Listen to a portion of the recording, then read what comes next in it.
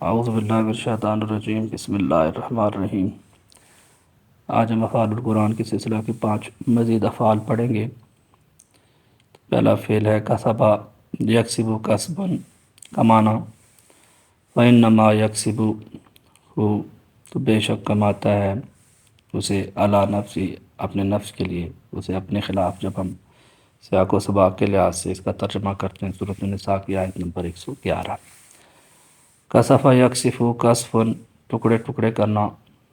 فس کے تلینہ کسفا، پس گرا دے ہم پر ایک ٹکڑا۔ سورۃ الشورى آیت نمبر 187۔ کشف یکشف کشفن کاشفتن، کھولنا، ہٹا دینا۔ فیکشف ما تدعون، پھر وہ کھول دے گا اسے جو تم پکارو گے۔ فیکشف ما تدعون، سورۃ الانعام آیت نمبر 41 میں آیا۔ کشط یکشط کشطن، کھال اتارنا۔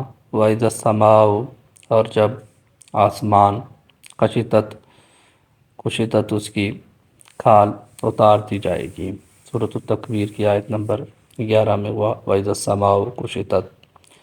کظم یکظم کظما، کظوم روکنا، غصہ دبانا، برداشت کرنا۔